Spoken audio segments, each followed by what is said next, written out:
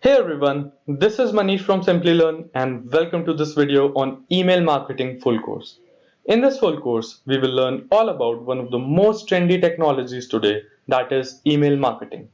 We'll begin this full course video with what email marketing is and how to set up email marketing, the benefits of it, and A/B testing. After this, we'll look into the different types of email campaigns and how to engage new users with your emails, along with a hands-on demo using the MailChimp tool. We will then conclude this video by discussing the essential interview questions and answers to help every individual crack an interview. By the end of this video, I can assure you that all your email marketing career related queries would have been answered. For this training, with me, I have our experienced email marketing specialist, Rob and Rahul. Together, we will take you through the various topics of email marketing. So, let's start with an exciting video on email marketing. But before we begin, make sure to subscribe to our YouTube channel and hit the bell icon to never miss an update from Simply Learn. Welcome everyone. This is Rob Sanders with Simply Learn and welcome. Today we're going to talk about email marketing tutorial. So buckle up and let's get started with email marketing tutorial. And so let's start out asking the question, why email marketing? So Linda is the owner of an e-commerce company. And basically she isn't able to take her leads, the leads she's collecting per day, per month, and convert them into customers. Okay, so customers sign up, but they don't buy her product. So she's left scratching her head wondering what to do. So how's she going to solve the problem of converting the leads she gets into paying customers? Well, look no further than email marketing. So you can boost your sales funnel with the help of email marketing. So email marketing leads to email campaigns that lead to website visits that can lead to product purchasing. Email marketing's also it's a very good way to generate a high return on investment. So Linda thinks this is too good to be true. You're telling me it's a very efficient way to generate a return on my investment? How expensive is email marketing? Well, email marketing is neither expensive or time consuming. That's the beauty of email marketing. And so Linda is now very interested. We've piqued her interest. She wants us to explain email marketing to her in detail.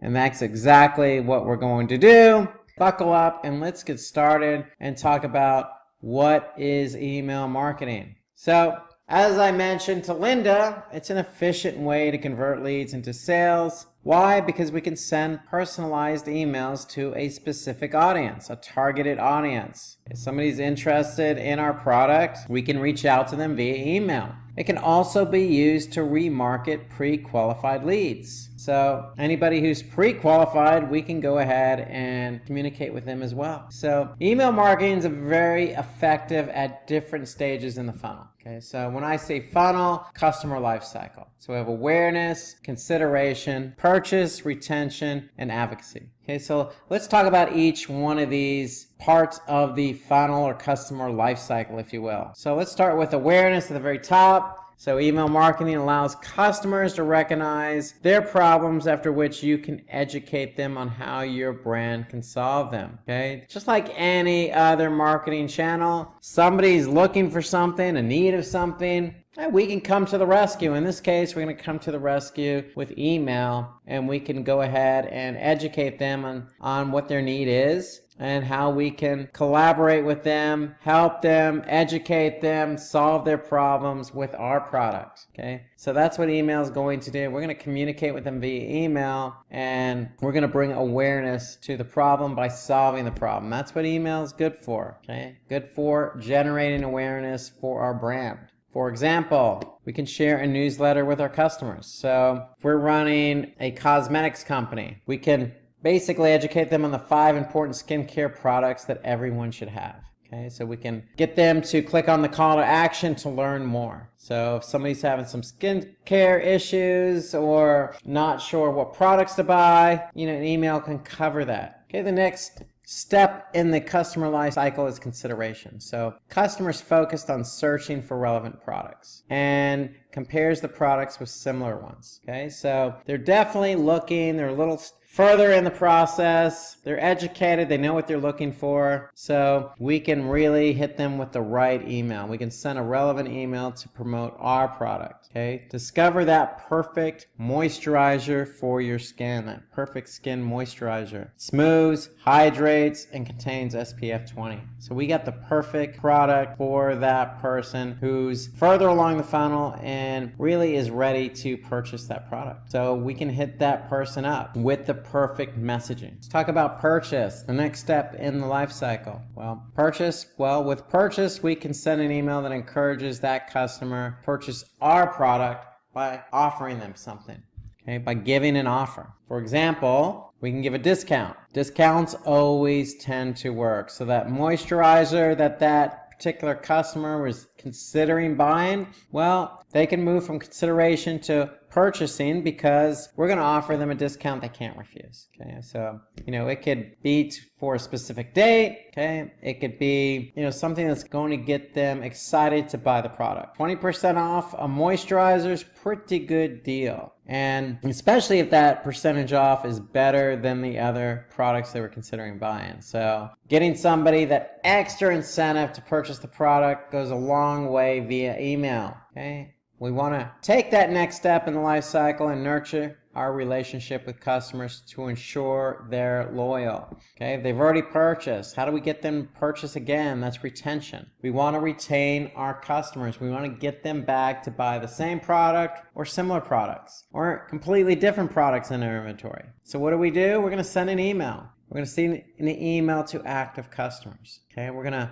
give them an offer just for them, exclusively just for them. In this example, we're going to give them a combo pack, a facial kit at just $39 and get a sunscreen worth $10 for free. Okay, so you can come up with all sorts of different combinations on offers. The key is the offer is exclusively just for those who you want to target and retain as customers. Because if you just get somebody to purchase once, it's not going to work. Those people have already taken that step in the relationship where they trust your product, they purchase your product. Now you want to go ahead and treat that customer special by giving them an exclusive offer. And then what we want to do is advocacy. Last step in that customer lifestyle. We want to convert that active customer into brand advocates. Okay, we want that customer to talk about our brand for us. We want them to promote it and talk about it with their friends. So for example, we want to send an email to those customers to promote our products. Okay, so for example, we could say, hey, the sales of our products for this particular day or for this month is going to go to our favorite nonprofit. Could be educating poor children or cleaning up plastic in the ocean or saving animals. We want to be able to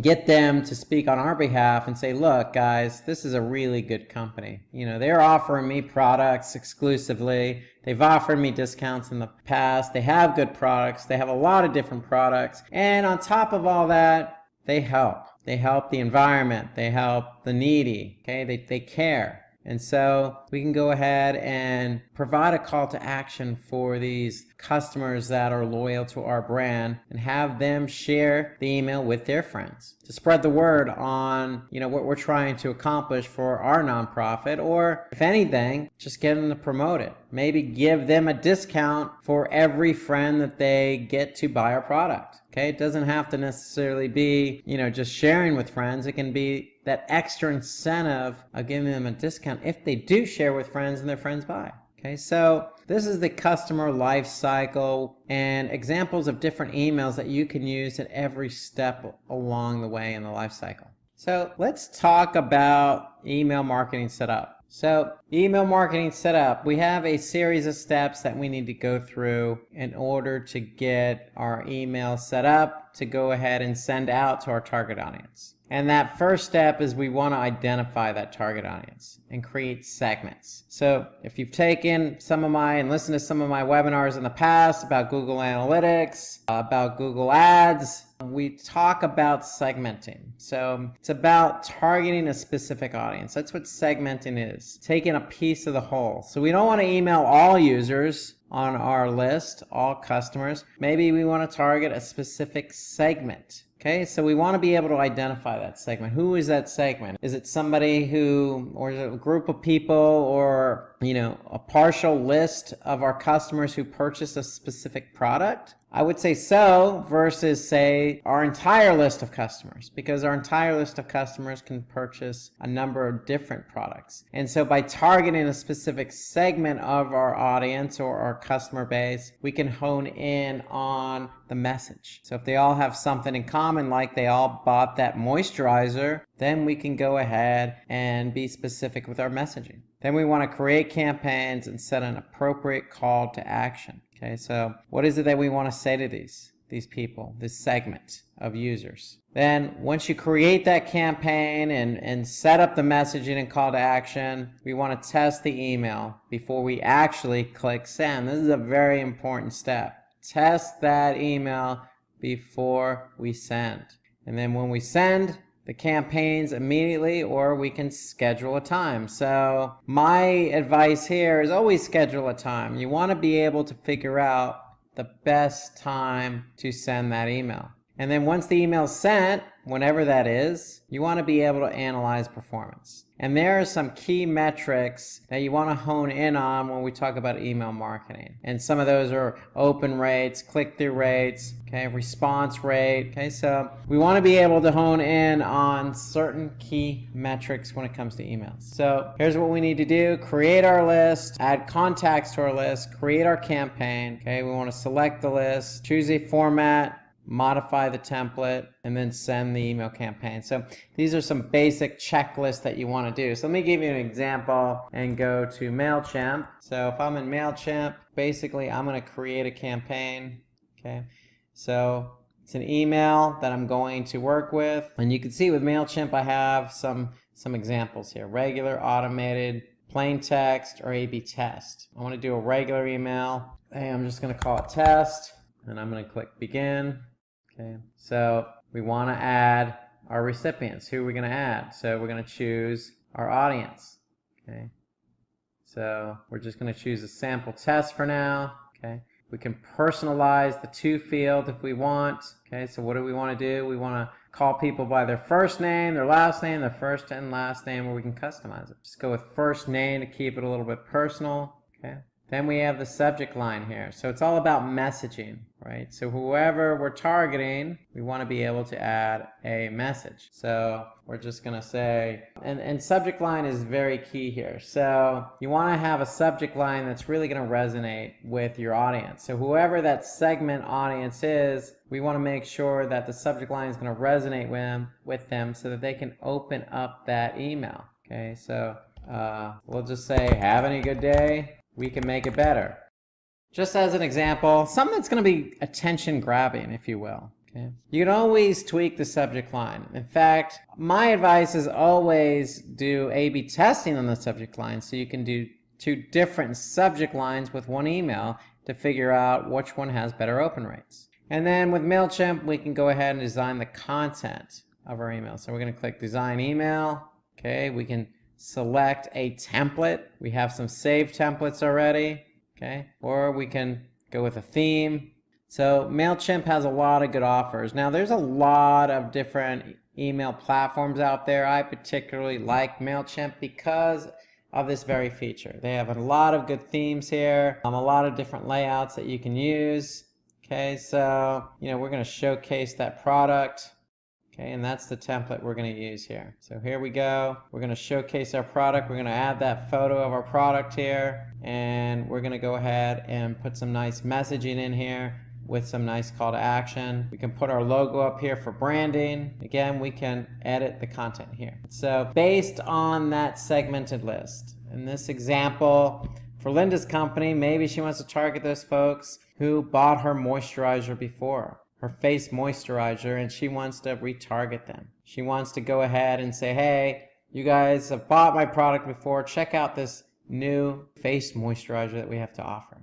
So whatever the case is, you want to be able to plan that out ahead of time. You want to be able to plan out who your audience is. You want to plan out your messaging, and you want to go ahead and set up the messaging based on that audience. So once you have the messaging in place, voila, you're more or less ready to go. Okay, so once you get the content all set up, you can schedule that campaign, okay, and you can also add a social post to your campaign, so we can share that information on social. So email integrates nicely with social media. So again, that's pretty much what you need to do here. You need to really think about who it is you want to target. Choose those recipients, okay? Customize it, make it personal. Create a good subject line. In fact, create 2 subject lines, and then align that content with that audience. Okay, that's really the checklist here. So again, we look at this checklist, creating our list. Who do we want to send the email to? So we added our contacts to the list. We set up the campaign. We selected the list. We chose the format. We modified it with a good subject line, with some good messaging, and then we're going to schedule that email campaign. So that's the checklist to go off of, okay?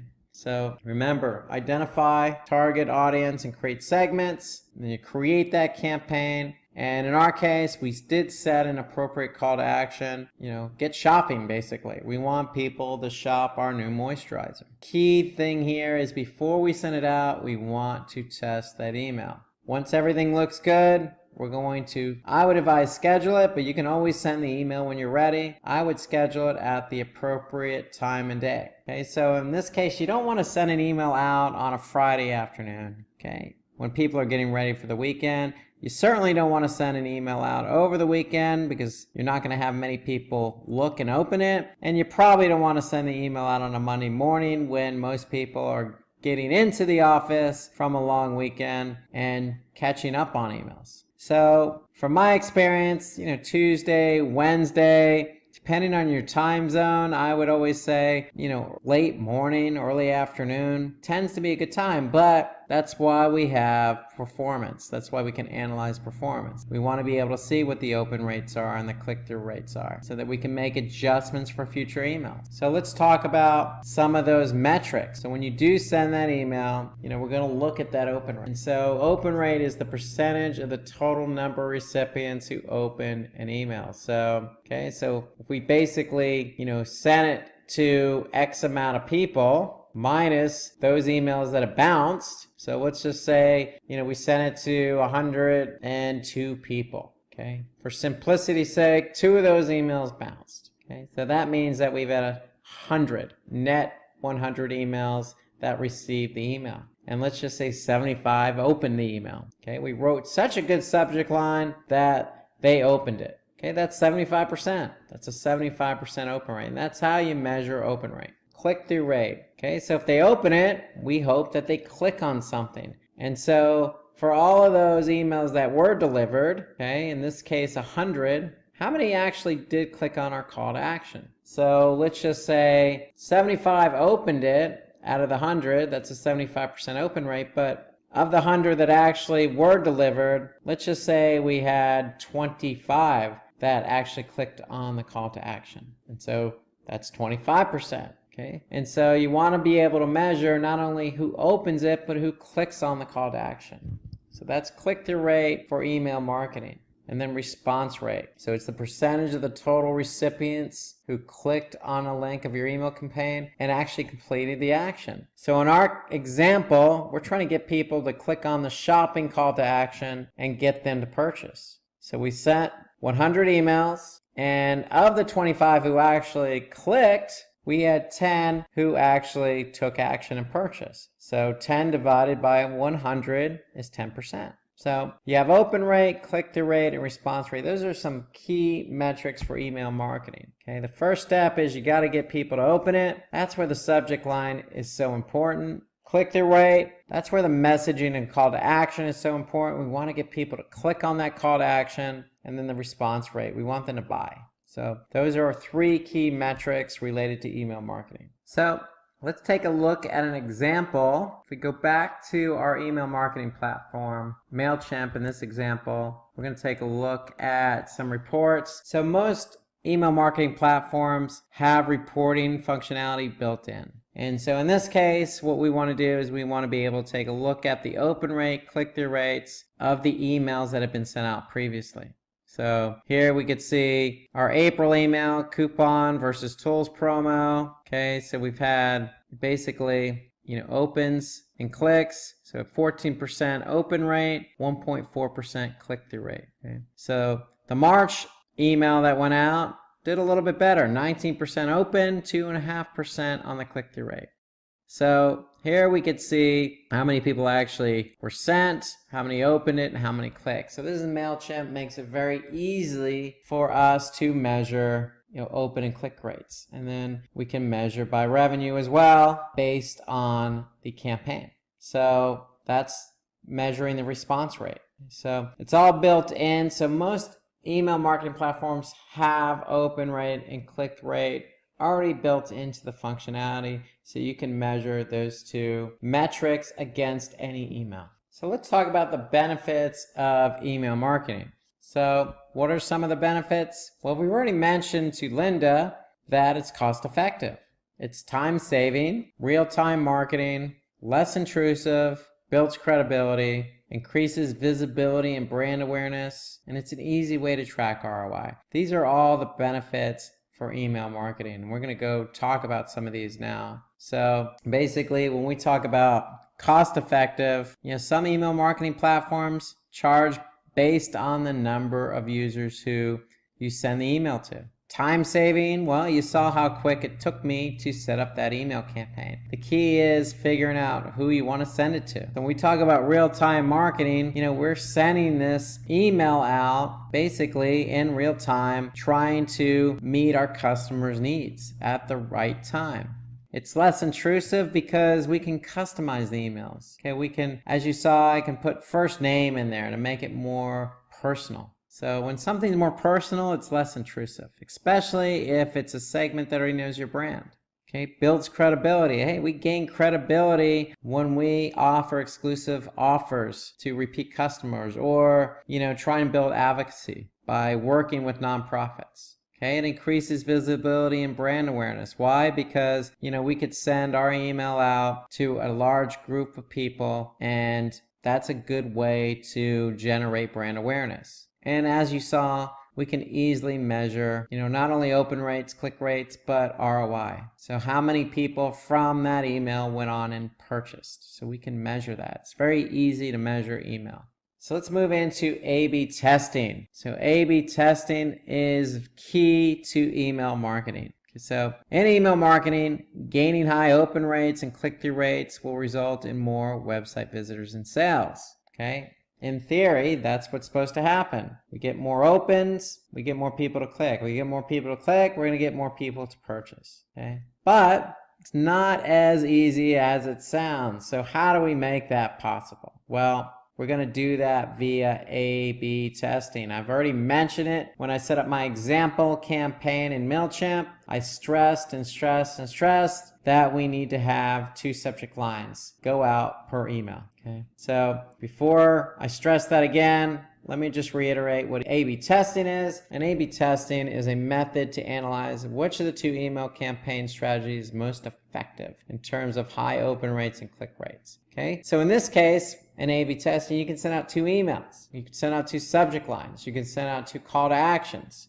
You're just really what you're doing is you're testing one against the other. That's what A/B testing is. And so in my example, I talked about that subject line. So for better results, A/B testing can be done with the subject line. It can also be done with the email content. So the subject line impacts the open rate. Okay, so I wrote a subject line. I don't even know how that subject line is going to perform. But if I write a second subject line, then I'll be able to basically give myself a better chance of getting a better open rate because I'm offering up 2 different subject lines. Likewise for email content. So the subject line and email content are the most important elements. So we want to be able to test them. If they're interesting, intriguing, attention grabbing, then it's gonna, in the case of subject lines, result in open rates. If the content itself is interesting, engaging, a good offer, good call to action, then the click rates are going to be increased. So we want to be able to serve up variations for our audience. So we want to consider an example of an A/B test where Linda has set up 2 variations of the email campaign as an example. So she's going to send 2 different subject lines to test which one generates more open rates, because that's what subject line A/B testing is going to do. One of them is going to have a higher open rate. Okay? So in our example here, Linda sends version A of the email to 50% of the recipients with the subject line, 3 important strategies to increase your open rate. Well, version B, which is sent to the other 50%, has the subject line, 3 important strategies to increase your open rate. So the only difference here is 3 and 3, the number 3 spelled out. Well, because she sent out 2 different subject lines, she's going to now be able to measure the success of that A/B test. Okay. And it just so happens version A has a higher open rate. Numbers always tend to work in subject lines, by the way. So Linda sends version A of the email to 50% of the recipients. Okay, $80 today, but $90 tomorrow. And version B to the remaining 50%. $80 today, $90 tomorrow. And the only really succinct difference here is using the word but versus a comma. And she sent that email out, and that email went out, and the data is coming in, and she's going to measure the success of that A/B test. Well, version B has the higher open rate. You know, we want to be short, succinct, and stay away from those conjugations like but. Okay? It tends to have a negative connotation. So the shorter, more direct email or subject line, $80 today, $90 tomorrow, not so passive, more direct, and that tend to have the higher open rate. So you always want to test those subject lines to generate high open rates. Another example here. Version A again gets 50% with the subject line, uh-oh, your prescription is expiring. Version B, your prescription is expiring. You folks listening to this webinar right now, wonder which one you think will perform. Go ahead and put your comments right below this video. I'm curious what version of the subject line you would open. So let's go ahead and measure the success of the A/B test. Okay, so she sent the email out, 2 different subject lines. 50% got one subject line, the other 50% got the other subject line. And it just so happens version A. Uh-oh, your prescription is expiring.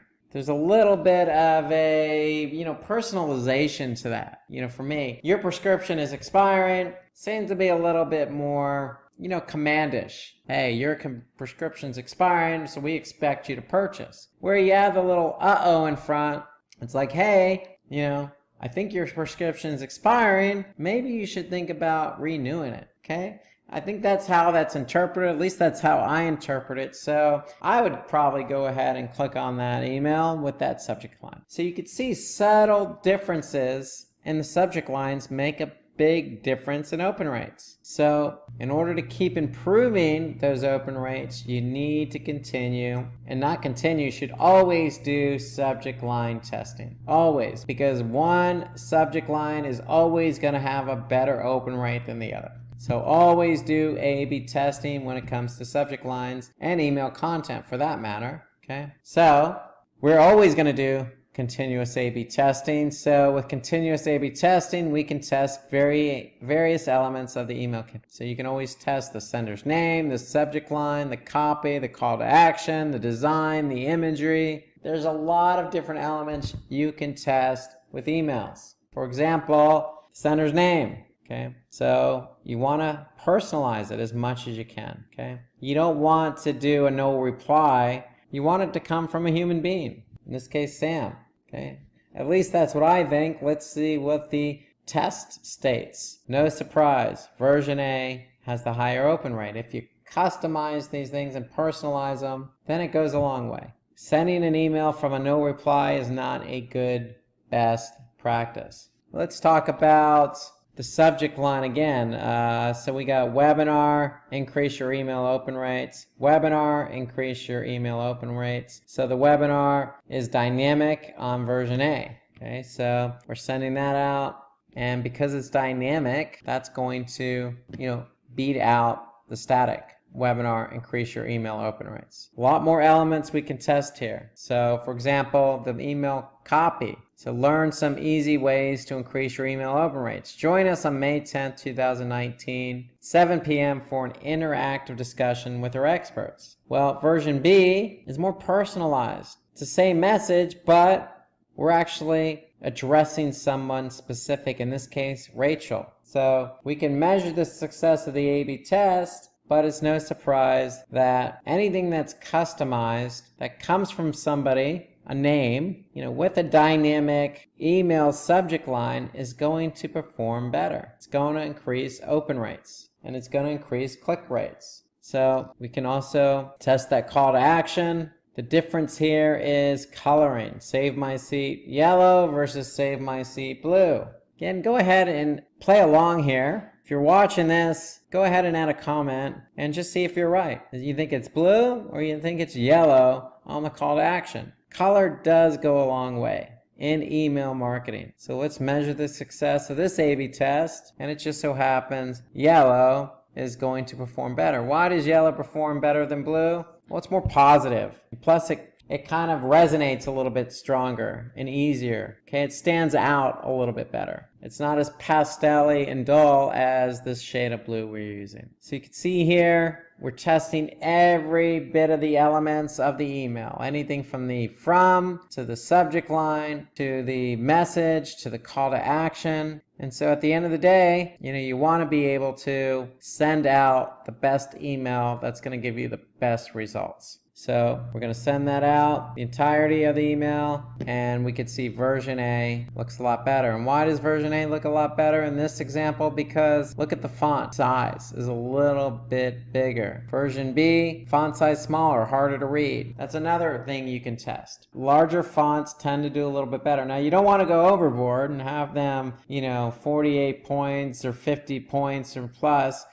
14 versus 12 goes a long way. We can continue testing. We can test imagery. You can see here we have a hand aligned with the call to action. They just look different. That's all. Version A has one type of hand. Version B has the other type of hand aligned with the call to action. Let's go ahead and send out that test and see what works. Well, version B works. Why? The hand stands out a little bit more clear. It doesn't blend in with the call to action. So you can see we're testing different elements here, and we're always improving and adding to what's working. So we started out with a no reply versus somebody's name. Then we moved to a subject line. Then we moved to personalization. Then we moved to call to action. Then we moved to an increased font, meaning the design. And then we're adding imagery. So we're constantly improving the email with each test. Eventually, you're going to get to a point where, the email is going to be good, and you're going to just continue to test different options on it to continue to increase open rates, click rates, and response rates. Final output looks like this. Again, that personalized email response from Sam versus no reply. We got a nice dynamic subject line. We got a personalized email to Rachel with larger font.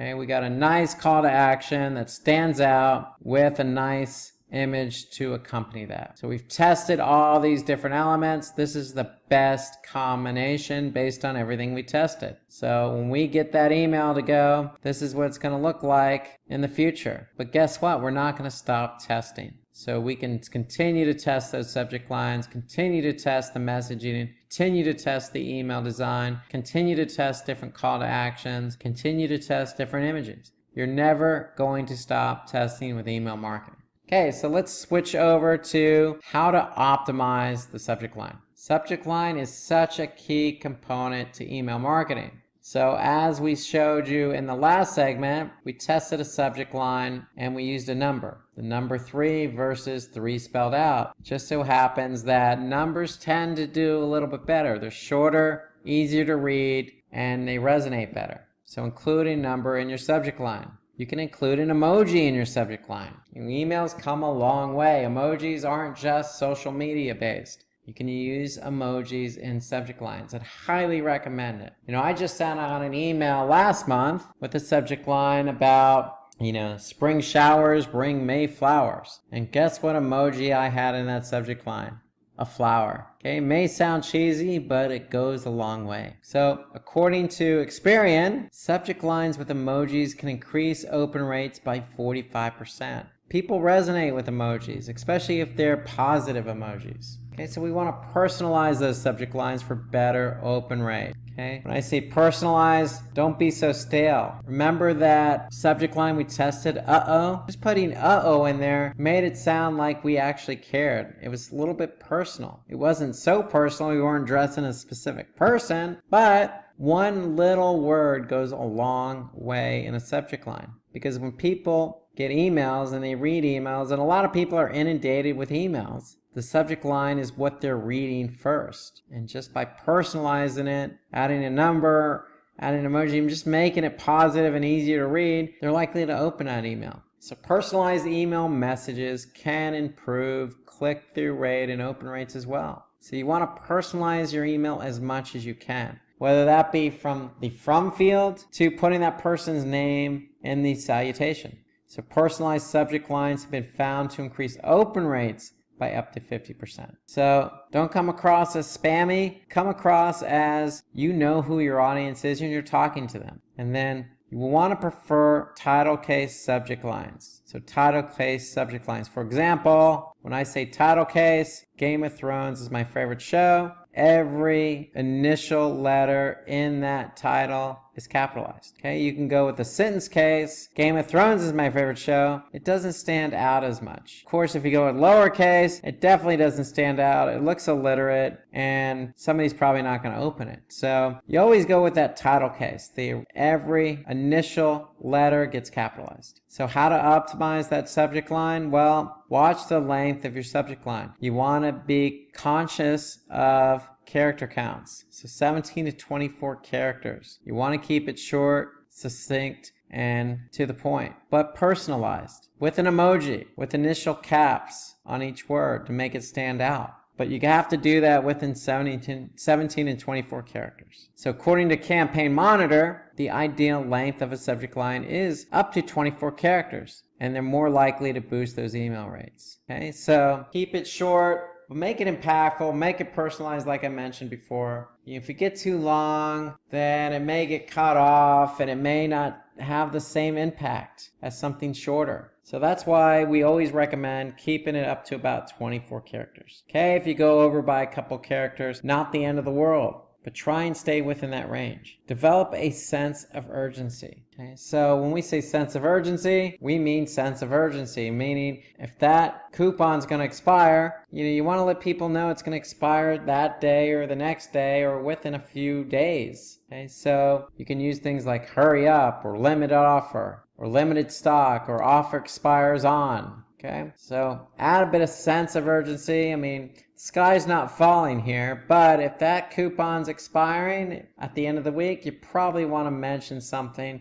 to the effect of, hey, offer's expiring or hurry up. So let's talk about optimizing your email content. So we focused a lot on subject lines. Let's talk about the email content itself. So some ways to optimize email content are we want to send the content that is relevant to customer expectations. So content needs to match that expectation. We want to use bullet points to make the content readable. We want to follow logical structure. We want to use compelling imagery and prefer design emails with responsive designs. And what we mean by responsive design is, hey, most people are going to be checking that email on their mobile phone. Okay, so make sure when you design the email, it's also going to be good, not just on desktop, but on tablet and mobile as well. And then of course, this goes without saying, but avoid grammatical mistakes. Go ahead and spell check it. And that's why we put an emphasis on testing your email before you actually send it. And when you actually send an email, test email, don't send it to yourself.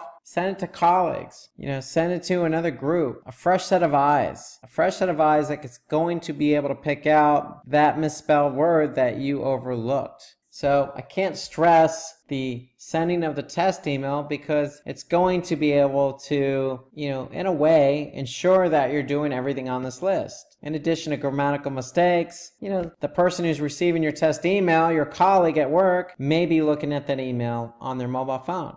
And if it doesn't look good to them, they're going to let you know. Some other ways to optimize email content: personalization. So we did that on the A/B testing. You always want to personalize it. Question is, hey, do I use first name? Do I use first and last name? Well, guess what? You can test that, but you want to personalize it. Okay, you want to choose the right fonts and colors for your email. So when we were going through some examples on testing, I always tend to go a little bit larger on the font, but you could play around with it. I don't think you should probably use white lettering on a black background. That just is not very good or best practice, but go ahead and try it if you want. Okay, you can always play around and test these, but you want to choose something that's really going to resonate with the recipient of the email.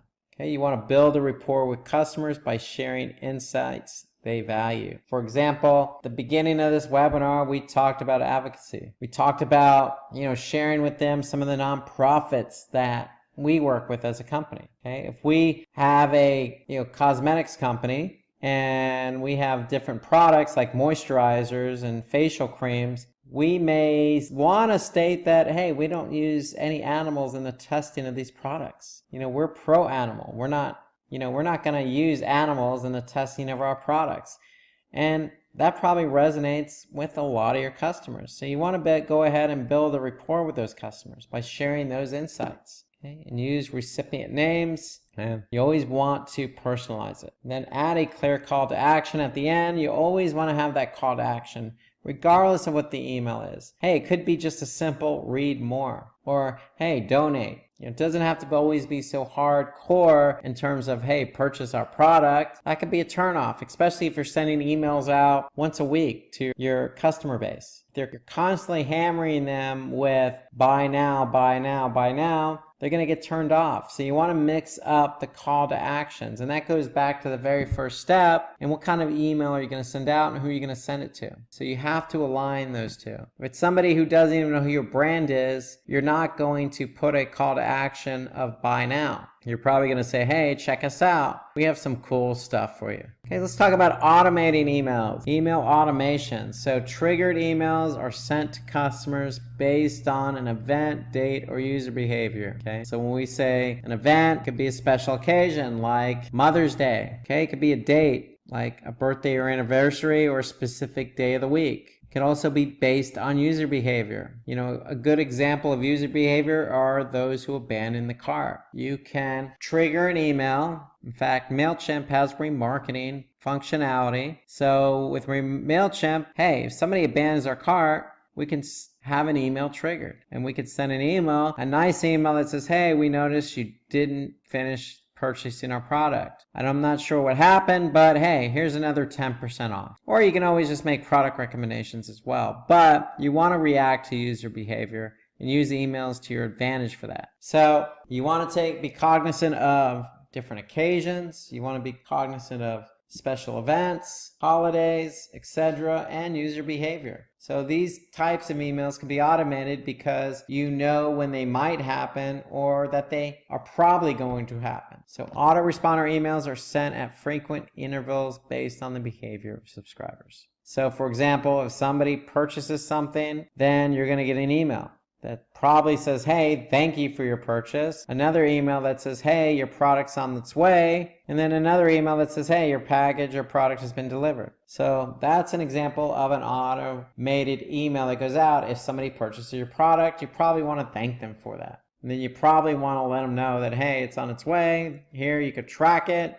And then again, you want to confirm that it's been delivered, but thank them again. So that's an example of an automated email that goes out. Okay, let's talk about types of email campaigns. So we have different types of email campaigns. And the first is a newsletter. So with email newsletters, subscribers are connected and informed about product updates. So it doesn't necessarily have to be a product they buy. It could be a product they subscribe to, like software. Okay, you always want to be able to send out that newsletter to let them know what's going on with your product. Are there upcoming product updates ahead? Is there one that just happened? Is there a webinar that discusses the new product update? So that's what the newsletter is going to do, inform the end user about the update. So how to optimize. Okay, so you stack your email content, create a compelling header, share different variety of useful content like videos, articles, etc. with those recipients, and then follow a consistent schedule. So that's how you handle a newsletter. You should always create a compelling header, but if you're going to send out a newsletter, make sure you support it with some good information, like a video that they can go watch, or an article that will follow up on what you put in the email, or promoting that webinar that's going to talk about that product update. Okay, so example here is a newsletter that gets sent out, and here you can see it talks about business process. It's got some nice imagery in there. Okay, call to action. It's got a little bit of everything in this email template. Okay, and that's when we talk about stack your email content, that's what you talk about stacking. You can see at the top, it's got work with the industry best. Subscribe now. Okay, they validate that with 25 years of top-notch service. Then they talk about hiring the best talent. Then you got the next bit of content below that. So that's stacked email content. Okay, that's going to be supported by a compelling header. And then they're going to share a variety of different content in there. Like there could be clicks in there to videos and articles. Moving on from newsletters to promotional emails. So we want to be able to drive revenue by sending special offers through promotional email. Okay, so how do we optimize a promotional email? Well, we want to personalize the campaign. Okay, promotional, we want to definitely personalize it. Include time-sensitive offers. We want to get people to react. Okay, so that means, adding a sense of urgency in the title and the subject line. Okay, you can send offer emails on holidays. If it's Mother's Day, hey, send it a couple days before or even send it on. If it's personalized, then you can say, hey, so-and-so, we know you're a mother. Here, take 20% off. I mean, that kind of personalized email with an offer goes a long way. Here an example from Tom's. Limited time, extra 20% off all styles. They include the code in there. Okay, again, you can see the sensitivity and the sense of urgency with the limited time. Another email campaign type, and personally one of my favorites, is abandoned cart. So abandoned cart emails. I like working with abandoned cart emails because, we want people to purchase. And as much as you try on your email marketing campaign to drive traffic to the website, and as hard as the website works to get people to convert through the shopping cart, it's never going to be 100%. And so abandoned cart emails give us that extra incentive to get that person back to the shopping cart to purchase. Okay, so these emails are shared with customers who have added product to their cart but didn't finish through the checkout process. In other words, they didn't purchase the product. So it's an effective way of sales recovery. It gives us another opportunity to reach out to that person who just is almost there but not quite ready to finish the purchase. So what are we going to do? We're going to send out an email for those that abandon their cart. And we're going to use a simple abandoned cart email template. Okay, you want to be simple here. You don't want to get complicated. We're trying to make this easy for them to finish purchasing the product. So we want to definitely personalize it. Okay, we want to send a series of email reminders. Okay, in your email reminder, add a product image. So as customized as it can be, it could be even the product image of what they've abandoned, and that's the best practice. So if it's that facial moisturizer that Linda's trying to promote and she can't quite get enough people to finish purchasing the product, they're abandoning the cart, well, she can certainly send out the abandoned cart email. Okay, so for example, you want to personalize it. Hey, you forgot to complete your order. You left something in your cart. Can we help? Email 2. Hi there, so-and-so. Items in your shopping cart are selling out quickly. It's a gentle reminder. Okay, so come across a little bit different here. Okay, email 3. Hey, so-and-so, 20% off on your cart. Valid until so-and-so. Offer on your favorite product. So the first email that went out in the series of emails, it's, hey, you forgot something. Hey, is there anything we can do to help you complete the product purchase? Email 2 is just that gentle reminder. Hey, we're selling out quickly. You might want to purchase that product. And email 3 is to really help them along by saying, hey, here's 20% off, valid until so-and-so. So just a small series of emails that go out, try and get somebody back into the shopping cart. Okay, let's talk about re-engagement campaign. So in a re-engagement campaign, it's a series of emails sent to inactive email subscribers. So what it does is it boosts engagement and helps to maintain a high inbox placement ratio. Inbox placement ratio. So we want to be able to make sure that we're getting people back on our subscriber list. So how are we going to optimize for something like this? These are difficult type of email campaigns. We're trying to re-engage with people who are inactive. So we want gamification to re-engage subscribers, or we want to prefer subject lines like, hey, we've been missing you, or did we do something wrong? Okay, we can run a poll or competition to re-engage with our subscribers. So for example, hey, we'd hate to miss your birthday. Go ahead and update your account. This is a Starbucks email. So we'd hate to miss your birthday. So it's that, message of missing you. You can always soften or sweeten the deal with an offer as well. So that brings us to how to engage with new subscribers. So we just talked about re-engaging with inactive. We want to talk about engaging with new subscribers. So how to engage with new subscribers? Well, thank your subscribers for joining. Okay, create clear and compelling subject lines. That is a must regardless of what type of email you send out. You always want to send out that compelling subject line. Okay, notice the good examples within 17 to 24 characters. Know the ideal time to message. Okay, again, sending it out on the weekend's not going to work. Okay, sending it out during the weekday, in the morning, mid-morning, sometimes in the afternoon works. It really depends on who your audience is. But weekends probably aren't going to work. Okay, avoid the no reply sender name. Again, personalize it. You're either Sam or Rob or so-and-so, Sally. Let them know that the email's coming from a real person, okay? Because if it doesn't come from a real person, most people aren't going to respond. Okay, we want to let our subscribers know the privacy policy. So we want to let them know that we abide by a privacy policy. Okay, that's getting straight with people who are new. They don't know your brand. They don't know your privacy policy. They don't want to get spammed, in other words. So putting that out there makes you more transparent and trustworthy.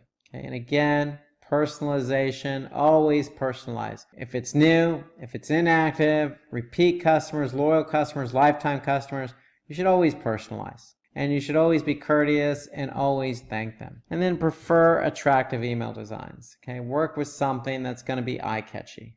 And then most important is include an unsubscribe link. I can't tell you how annoying it is to get an email and not have the unsubscribe link there. That makes me want to unsubscribe. Even if it was a good email, I still look for that because maybe they're a good company, but they're spamming me. They're sending me too many emails. So maybe I want to unsubscribe or change my subscription. So you always want to include that unsubscribe link. In fact, in the United States, it's actually law. So there is regulation around that. So you need to include an unsubscribe link. It's just common courtesy, if anything. So it bodes well. Okay, of course you don't want people to unsubscribe, but you don't want them to get annoyed either. Okay, let's talk about email marketing tools. So we talked about MailChimp. So there are plenty of email marketing platforms out there. I use MailChimp. I've used a few in the past, like Marketo. I've used Zoho, Vertical Response. So there are a lot of different tools out there. Here, some of them, again, MailChimp, Marketo. Marketo is a marketing automation tool or system, and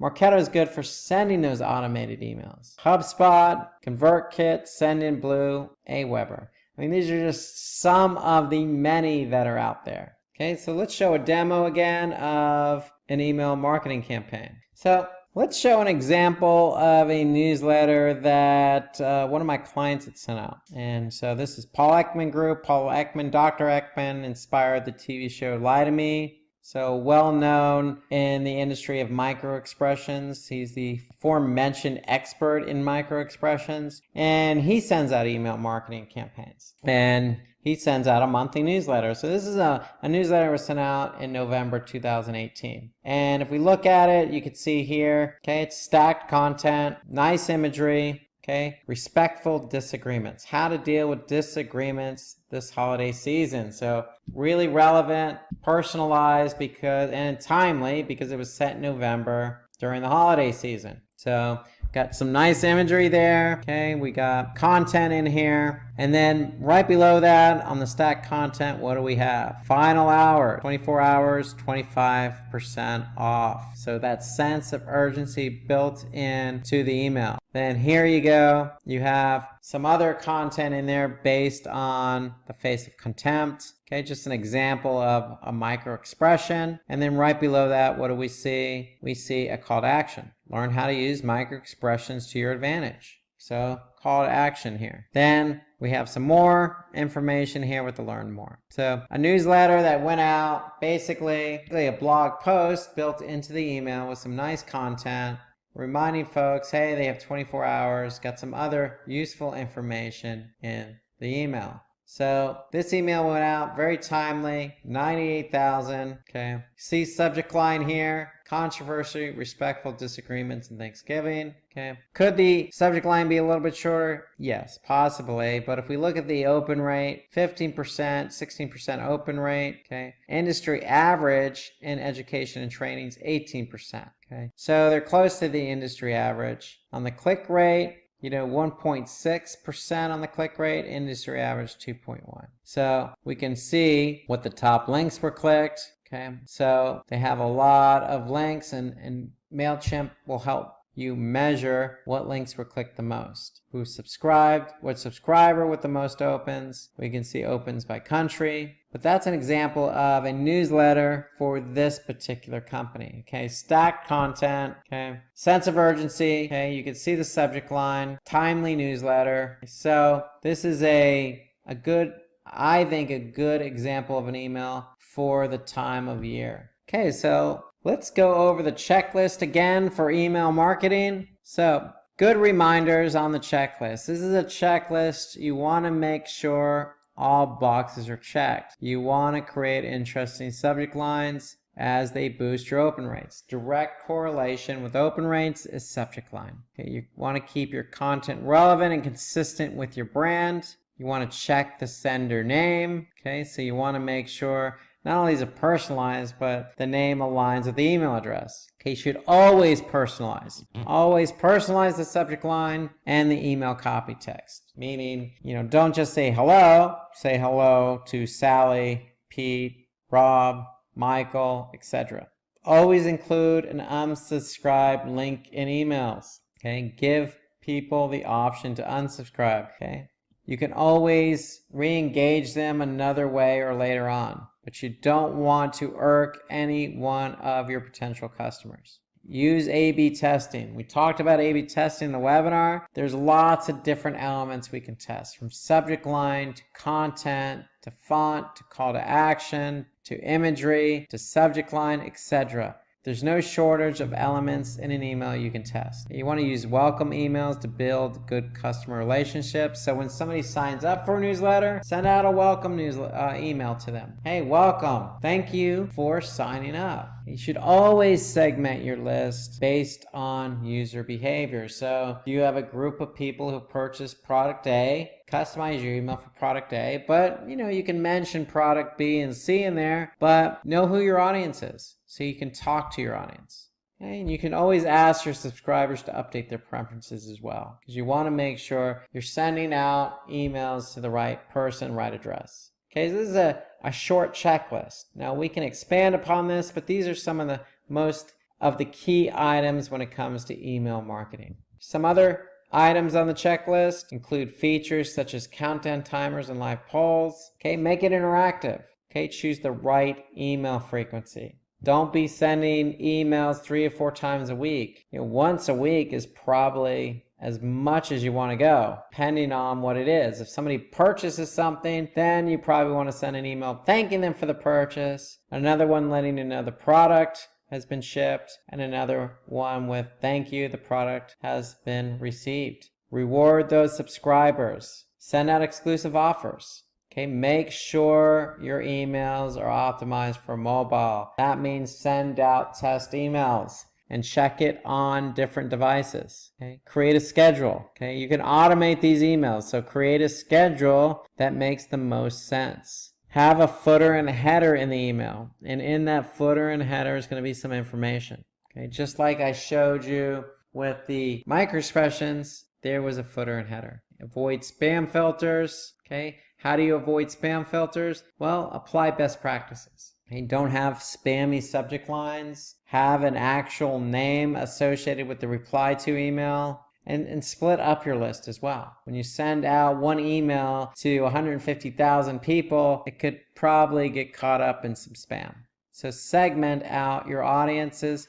Keep your audience list short so that your messaging can be specific to the audience. That's going to help avoid spam. And then, of course, you always want to measure and analyze results. So remember, a lot of these email marketing platforms have the results built in, especially open rates and click rates. We're going to talk about MailChimp. So we're going to go through the features and benefits of using MailChimp as your email content platform. So buckle up and let's get started with MailChimp. So the first thing you need to do is sign up for an account with MailChimp. And that's simply just providing an email address, an ID, and a password. And I recommend when you actually sign up for an account, you sign up with the free plan first. And let's take a look at what the plan features are for MailChimp. So I'm recommending the free plan, but when you actually sign up, you have the option to actually pay for a plan. So you have the essential, the standard, the premium, or the free. And so I recommend you go with the free version first. It's like buying a car. You want to test drive it out, see if you like it, see if you like the features and benefits. And you can see here that with the free plan, you get a lot of features and benefits. So you get all the basics for businesses that are just getting started. So if you're just getting started with email marketing, I would recommend the free plan here because you have a 2,000 contact maximum. So that means you can send out an email to your 2,000 recipients free of charge. So not a bad deal for businesses who are starting out. I mean, if you are prepared, you've used MailChimp before, then go ahead and sign up for one of the paid versions. Each version has a different set of standards, a different set of features and benefits. From the essential all the way up to the premium, where you're going to get advanced features and more customization. But that's $299 a month. So if you're not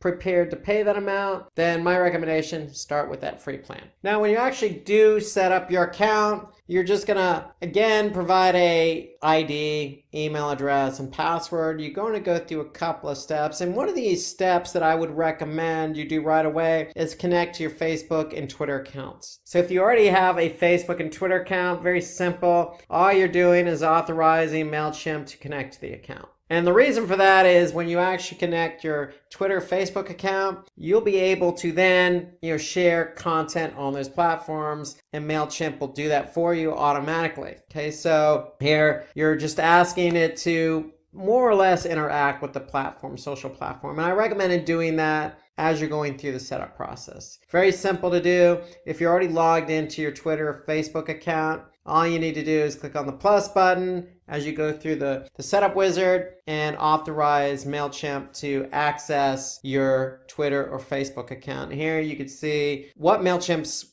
going to be able to do. They're going to be able to read tweets from your timeline, post tweets for you on your behalf if you want them to. You're going to allow MailChimp to see, create, and manage your advertising data, including the campaigns and audiences. And the reason for this is you may want to integrate your email marketing efforts with your social media efforts. And the great thing about MailChimp is, hey, look, if you want to post content on these platforms, you'll be able to. If you want to leverage other benefits from Facebook and Twitter and integrate them with MailChimp, you'll be able to. So having these two platforms, in the case of Facebook and Twitter, talk to MailChimp is a positive, because then you'll be able to do a little bit more, get your message out there a little bit more. So I highly recommend you take this as a necessary step when you're going through the setup. Now it's optional, you don't have to, but I recommend it. Now when you're actually setting up your account, you're going to be asked to, design a template. Okay, so you could pick a template. Just by default, you could pick one just to get the account going, but you can always go back and add or change out the template. So here you can see I'm in the setup wizard, but I arbitrarily just chose a template. I can go back and choose some of the templates that are available to me. Now, again, you can create your own template if you want to. Okay, so you just click Create Template, and you'll be, asked to choose kind of a, template that you can pretty much change and customize. So if you're thinking about sending out an email with an announcement, then that's the type of template you want to choose. And so here, now you can see we have a logo, we can change the announcement here, we can add photos, etc. So if I want to add my logo, I'm just going to go up to this top portion here, click that little pencil icon that'll allow me to edit. Here you can see it's a default logo. I don't really have a logo, so I can say replace it. I can also link to it. And here you can see in the Content Studio of MailChimp, I don't have any images to choose from, so I'm going to go ahead and upload one. And I'm going to go ahead and upload my logo that I've had on my desktop. Okay, so it's going to upload, and now I can select that and insert it. So now I have my logo as part of my template here. And you can also see you can add some styling here to this header part, so I can add a nice border around that. Okay, so I can align it center, I can go edge to edge. Okay, so I can customize the image in this particular template here. So I'm just going to click Save and Close. Now I'm ready to move on to the next part, which is just click on Edit. I want to make an announcement. Okay, share your big news. Okay, we are having a launch party. Okay, so here you can see, again, just in this template, these quote-unquote announcement template, I'm able to just make changes to each section. Now I'm in the section of the announcement part where I can now customize the text. And you can see I can bold it, I can choose a different font, go Arial, I can choose the size, you can make it smaller, larger, pretty easy to use. I could again style it with a different color. And so I can make multiple columns here if I want to. So there's a lot you can do just in this one section as well. So let's go ahead and just do one more thing here. Let's maybe color it or something. I mean, you can see I can add a link. Let's go ahead and make it blue. That's the background. So I want to change the background. So I'm just going to click Control Z. I'll change the color of the font itself. There you go. Very simple and easy to use. Now I can add photos here if I want to. So let's go ahead and edit this bottom part here. So I'm going to click again the edit icon. Okay, so here you can see I have 3 images in the template.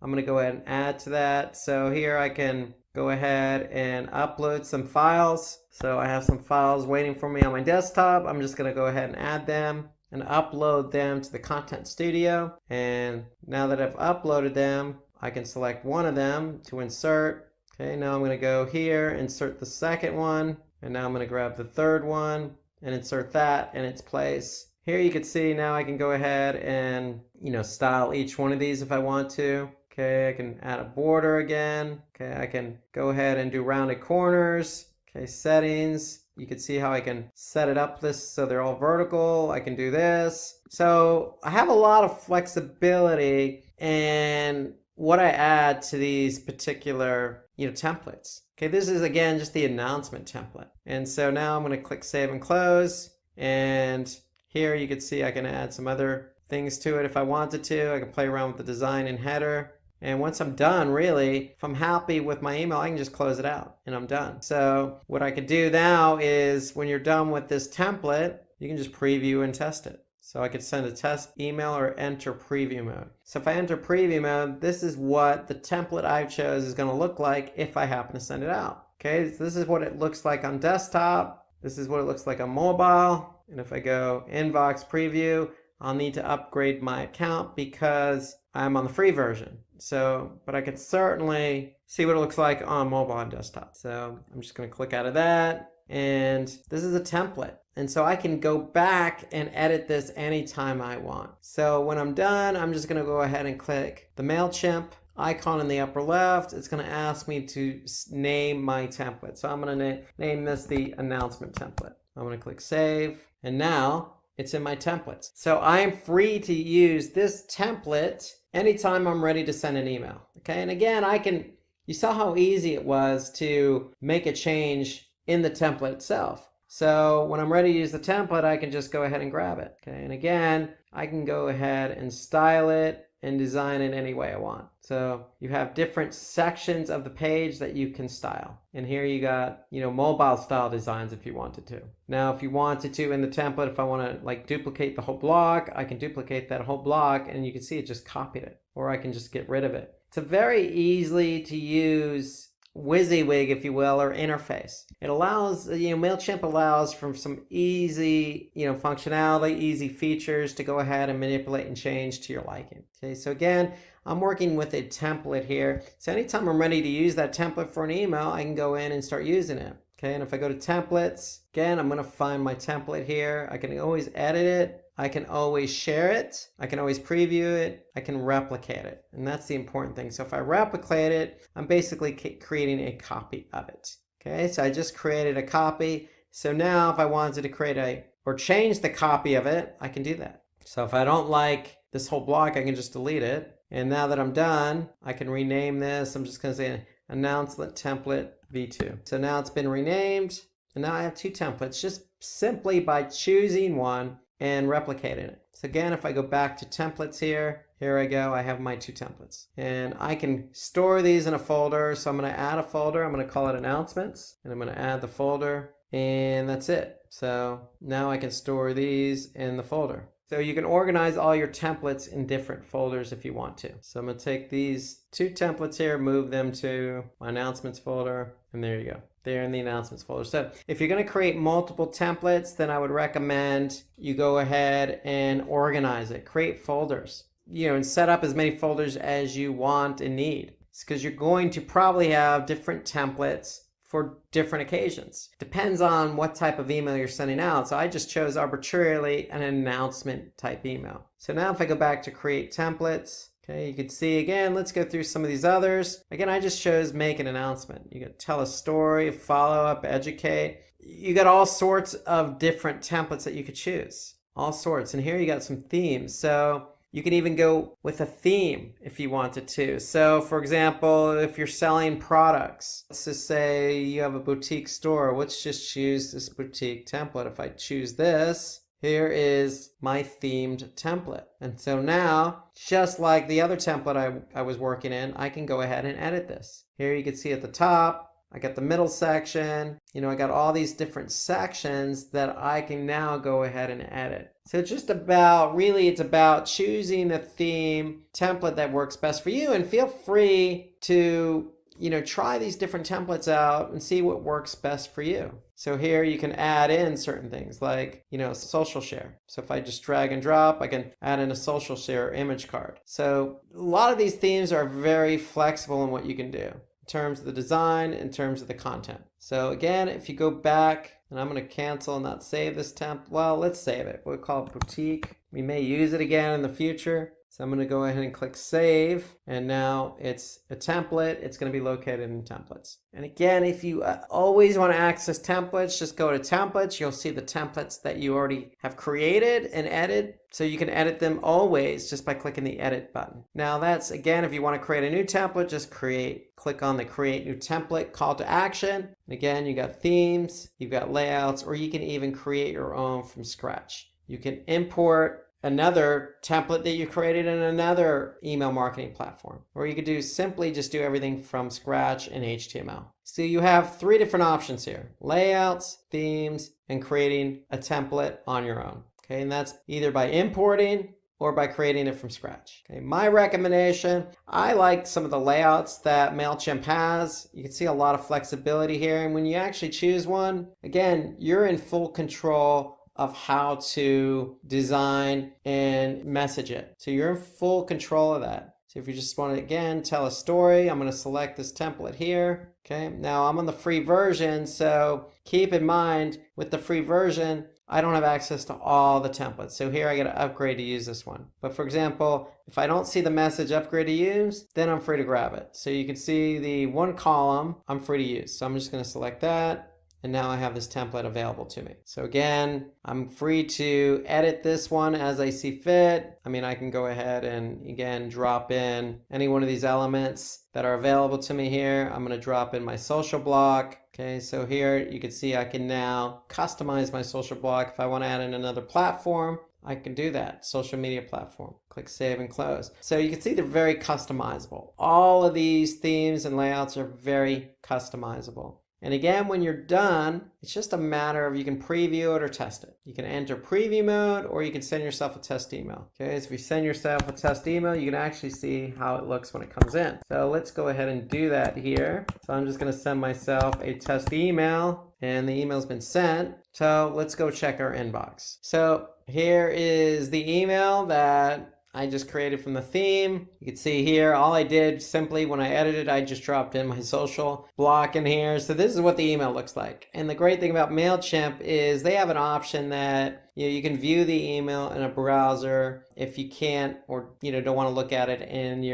this case, I'm looking at Gmail. So you can always, or recipients can always view the email in a browser versus the email client that they're using in specific. Now, when it comes to completing your profile on MailChimp, you're going to need an audience to send these emails to. And so when you click on audience here, if you don't have an audience already imported into MailChimp, you're going to be asked to import. So you can see I already have one contact. That contact's me because I added my email address on that test email. So MailChimp's smart enough to say, okay, we don't have this email address in our contact list, so we're going to add them. So here we can see we can manage our audience. So we can add subscribers, we can import contacts, we can have sign-up forms, and we can manage our contacts. So if we import our contacts, if I click on import, here I'm going to be asked to import either from a CSV or copy and paste. Or I can just go ahead and integrate it. So if I choose, for example, any one of these, then it's going to pull in the contacts I have there. And so it's up to you how you import your contacts. Now, the whole point of contacts is you want to probably, or really not probably, it's a best practice to actually create different lists so that you can use different audience lists with different emails. And so here you can see I have one email address. I can again import contacts or I can add them individually. So I can add subscribers here. Okay, that's another option. That's the slower option. My recommendation be import them. But when you import, make sure you're importing lists that have some commonality so you can manage those lists. So if you have one list that are, say, clients who have never purchased, then you want to create a list for them. If you have clients who have purchased, separate those out. Okay, so that's the way I would go about it. Now, if you're trying to build a list, MailChimp has what they call sign-up forms. So you have different forms that you can embed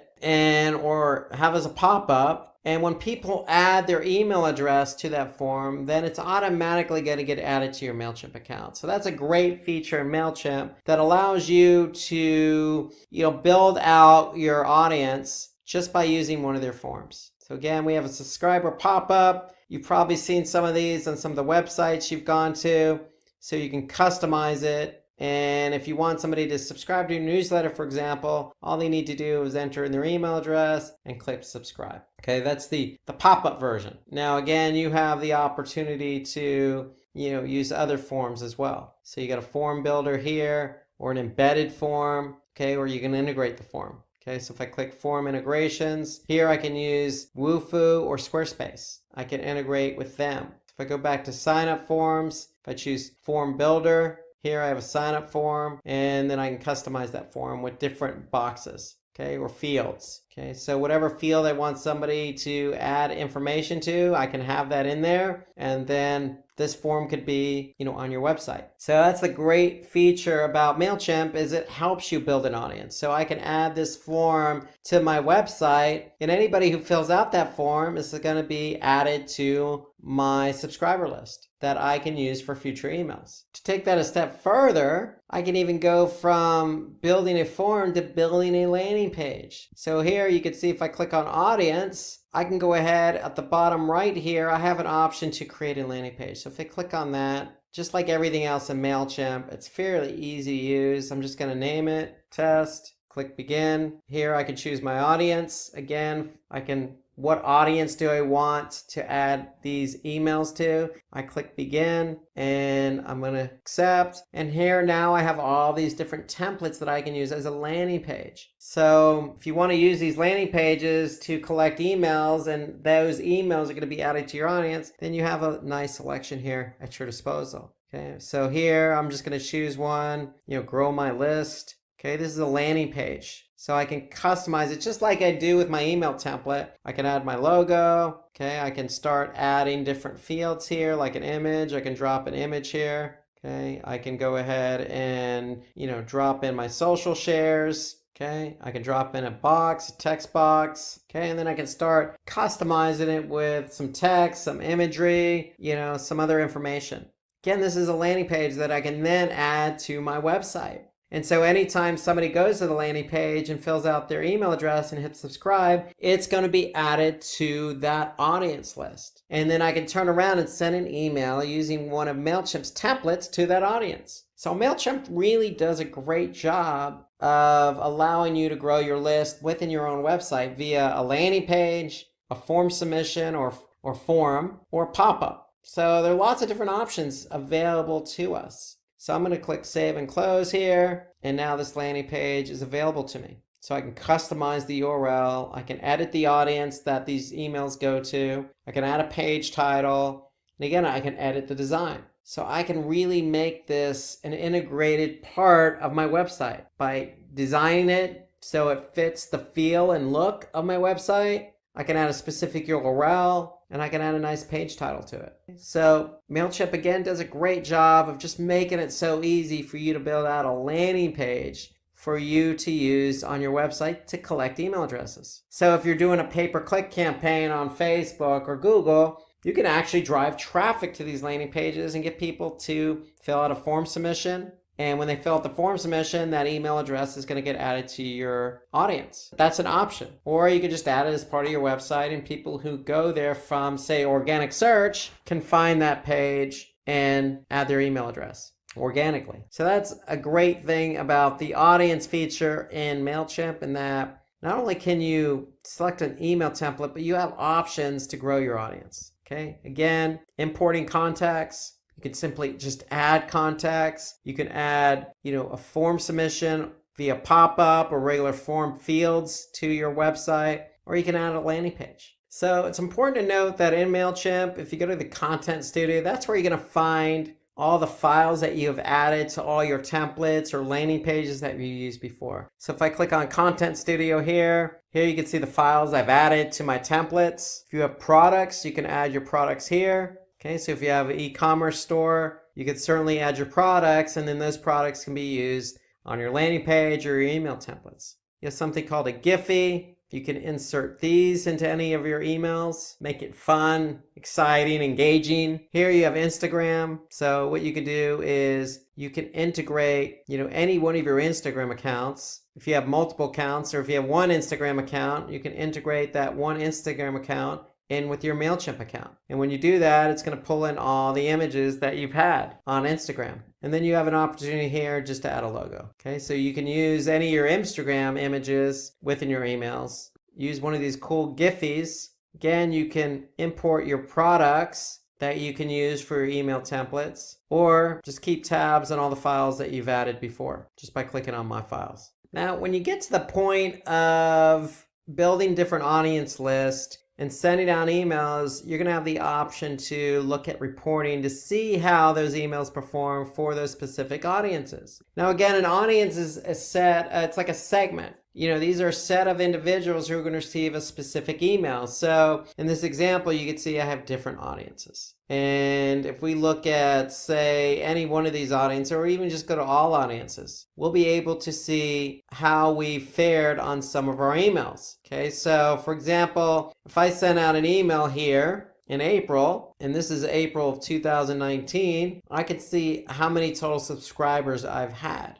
Now, along with the number of subscribers you have what we call open rate and click-through rate. Now, we explain a lot of the reporting and the specific email metrics in another recording that we did last week. So if you're interested in learning more about some of the metrics, then check out the video that we have on YouTube, Email Marketing Tutorial. We recorded this last week. Go into details about all the different metrics you can learn about with email marketing. So take a look at this video, Email Marketing Tutorial. It'll be a nice precursor to the MailChimp tutorial. So to give you some insights as to what metrics to really pay attention to with email marketing. But in MailChimp, we know we can look at the total number of subscribers. We know that we have how many opens, and we know what the open rate is, and again, the total number of clicks and what the click-through rate is. Okay, so with MailChimp, very easy, you just hover over it, you get the raw number, and then the percentage. So open rate is how many people actually open that email based on the total number of people that the email was sent to. So here we could see in this particular email last year in April, we've had 14%, 14.1% to be exact, and that is 13,377 divided by 97,469. So that's how many people open the email. So 13,000 out of 97 is about 14%. Now, when somebody opens it,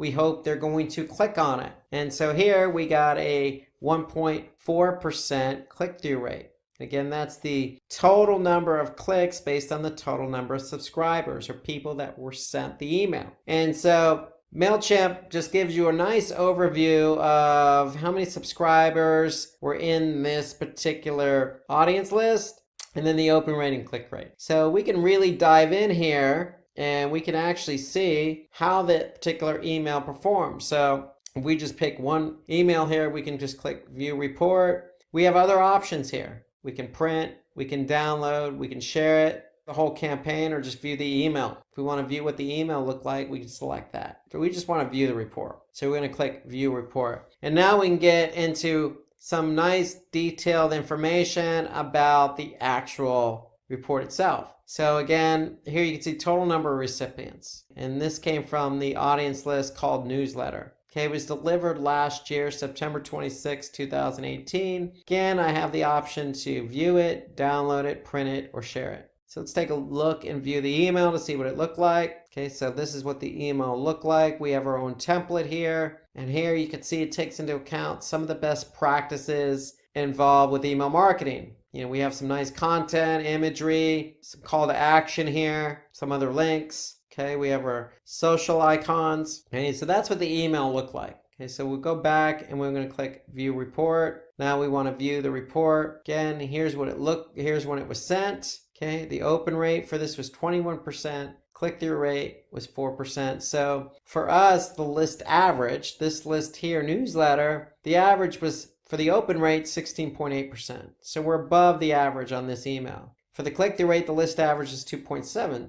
So we're above the average. So we've done a good job on this email, at least generating more opens, more clicks. And MailChimp even takes that a step further. They'll even show you what the industry average is for your particular industry. And in this case, we're education and training. So we did better than the industry average for both the open rate and for the click-through rate. So we could see some other specifics. We could see the raw numbers of opens, clicks, how many people bounced, meaning the email address wasn't valid anymore. And so MailChimp does a good job of any email that actually bounces, it'll be scrubbed and removed from your list. And then here you can see 347 unsubscribed. So the thing about, MailChimp is we want to be careful we don't have too many unsubscribes, and also people abusing or reporting abuse, meaning you don't want to send out an email multiple times a week where it gets to the point where it's spammy. And so you want to avoid a high number of unsubscribes and a high number of abuse reports. And so here you can see most emails are open within a 24-hour period, and then it kind of just tails off. So here we can see opens and clicks based on the time of day.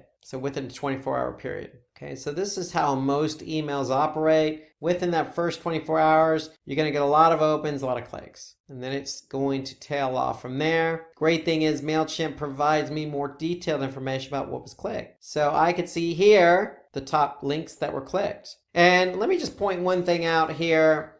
Whether you use MailChimp or you use any other platform, whether that be vertical response or any other type of email marketing platform, you want to use UTM tracking with your links so that Google Analytics can pick up the actual campaign. So here you can see we have UTM tracking appended to our links. And let me just go into detail on that for just a minute. So MailChimp again gives us nice data on open and click-through rates. But when we send out an email and people actually do click on one of these links, they're going to go to our website. And from there, Google Analytics is going to take over on the tracking. So this is as far as MailChimp goes. So we want to be able to bridge the gap between MailChimp reporting and Google Analytics, meaning when they came from the email went to the site, did they convert? Meaning, did they download something? Did they purchase something? And so we want to be able to bridge the gap, and UTM tracking, which is simply appending the original URL with some tracking parameters named UTM,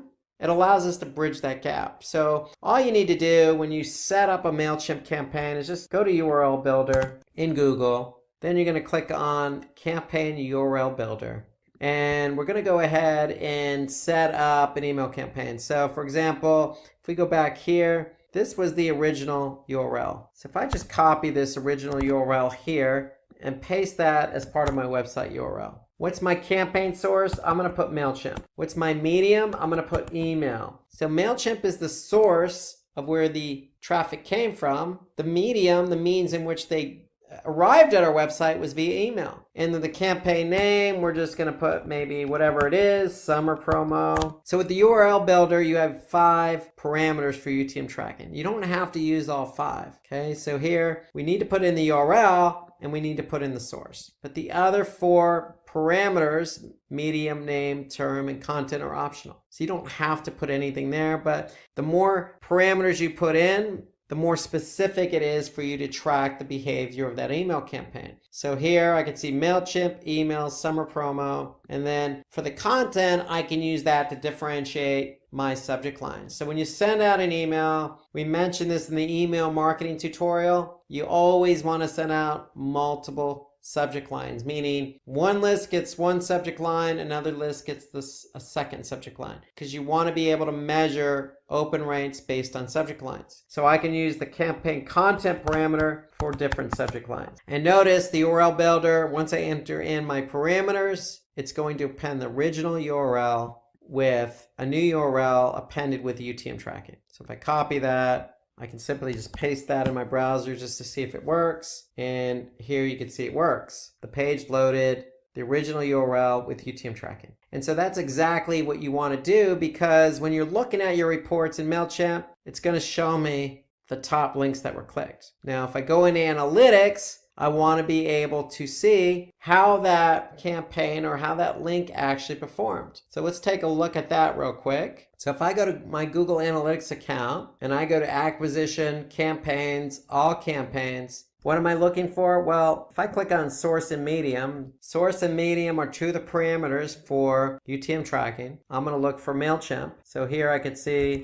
my original URL, MailChimp, and then the date stamp, and then the medium's email. So if I go back here, I can see, for example, any one of these MailChimp emails that went out, and then I can see how many people actually came from the email, what the bounce rate was, meaning if they arrived on the site, did they leave after arriving or did they actually go to another page? And then I could see other engagement data like how many pages they looked at, how much time did they spend? More importantly, did they convert? So that's the whole idea behind using UTM tracking. Because with UTM tracking, you can bridge the gap from open rate, click-through rate, to behavior on the website, all the way through to the conversion. And that's what we want to measure. We want to measure, did somebody go from the email, open it, click on one of the links, go to the website, engage on the website, and convert. And so that's the whole idea behind UTM tracking. because MailChimp and any other email marketing platform is only going to give you at most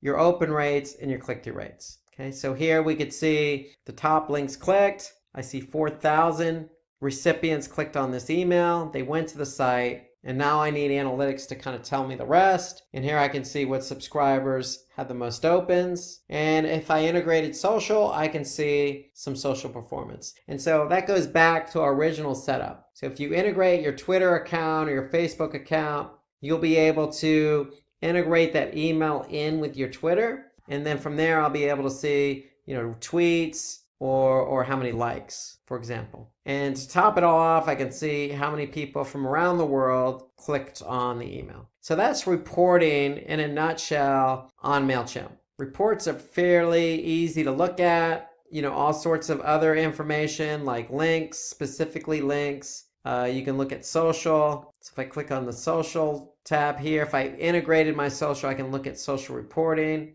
Likewise for e-commerce. And notice the Analytics 360, I can integrate Google Analytics in with MailChimp if I want to. So I have all sorts of options on my reporting. So that's it for MailChimp. I mean, it's fairly easy to navigate. You have all the campaigns that you've sent out. So if you just click on campaigns, I'll be able to see all the campaigns I've set up and all the campaigns that have been sent. And obviously the ones that have been sent, I can start looking at reports. I can pick and choose templates. Okay, I can pick and choose my audience and manage my audience. Okay, I can see what the growth is from my audience. Again, I have different options to grow my audience. Okay, I can certainly add form submissions, landing pages, sign up forms. I can import more contacts, and I can manage them through different lists. The Content Studio is where all your files are going to be located, okay, from the files you've uploaded to e-commerce products to Giphies to Instagram to my logo. And then you have reports. And the reports are there for you to measure the performance of your email campaigns once they've been sent. So you can look at them from reports or just from the main campaigns view. That's pretty much it. So if you're ready to go at it again, click that create button, click that template, choose that audience. You can go ahead and send yourself that test email when you're ready. Go ahead and send that email off to your audience. It's that simple in MailChimp. We're going to cover email marketing, interview questions, and answers. So thanks for joining again, and here's how it's going to work. So if you have any questions to these questions or answers, feel free to just comment right below this video and we'll get back to you as soon as possible. We're going to go through a series of questions and I'm going to answer those questions for you. So email marketing is traditional digital marketing channel. It's been around a while, and you're going to be asked some questions that are going to encompass a lot of things related to the delivery of emails. We all check emails on a daily basis. We all receive them. Sometimes we receive emails unsolicited. Sometimes we sign up to receive emails. Sometimes we receive emails from friends. Sometimes we receive emails where we're working or previously have worked. So most people have an understanding of email. However, as a marketer, there's a little bit of a different twist to it. So we have to understand the intricacies of how email marketing works. So you're going to be asked some questions, and really the first question here is what's the difference between a hard and a soft bounce email? So if you're a digital marketer, you're in charge of sending out lots of emails, let's just say thousands, or it could be in the hundreds of thousands of emails. You're going to get some bounces. And so you really want to know the difference between a hard and a soft bounce. So a soft bounce just means that the email message reached the recipient's mail server but bounced back as undelivered. So think of it as delivering actual mail to a post office. So it actually reached the post office, but it bounced back because maybe the person's email box was full, maybe their account was temporarily disabled, or maybe the email server wasn't necessarily able to handle that email. Now, a hard bounce is an email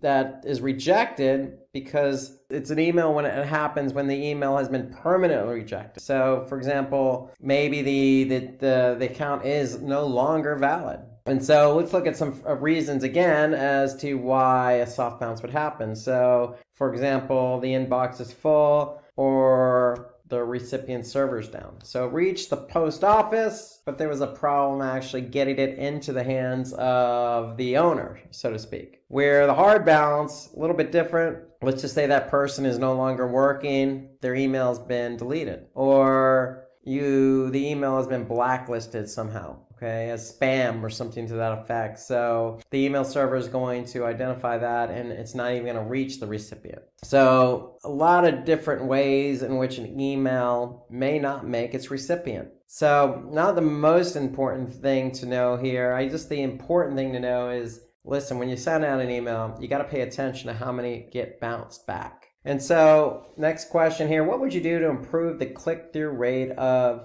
your email? So click-through rate is simply how many people have seen your email and how many people actually clicked on a link in the email. So if 100 people saw your email but only one person clicked, then it would be a 1% click-through rate. So we want to be able to make sure we have a high click-through rate. So remember, emails are going to people who likely signed up to receive your email. And even if they are expecting the email or they're not expecting the email, you still want to follow some of these best practices here. One is to create a compelling subject line. So you want to make the subject line something that people are going to notice, take note of, or take an interest in, and say, hey, what's this all about? That's pretty interesting, and open the email. So use preview text effectively. Obviously, you want to make your email mobile friendly because most people look at their emails on their mobile phones. You want to create engaging content. Okay, so the content that's in the email obviously is going to have some links. So put some strong call to action in there, and that's one of the bullet points down below. Place a CTA where it's easily visible. So keep in mind mobile users. Most people are going to check that email on their phone, so you want to make sure you have compelling content with good CTAs in a visible location. So always check mobile as well as desktop. Obviously, in your emails, you want to make them as visual as possible. Don't make them so text heavy. You can always segment your emails, meaning if you're sending out an email, let's just say to 100 people, okay, maybe you want to divide it up, boys or girls, maybe old or young, maybe, living in one part of the country versus another part of the country. I mean, those are examples of segments. So break up the email. Don't send it to one mass email to everyone. That way you can personalize the email. If an email is personalized, the chances of somebody clicking on it are going to be greater. And then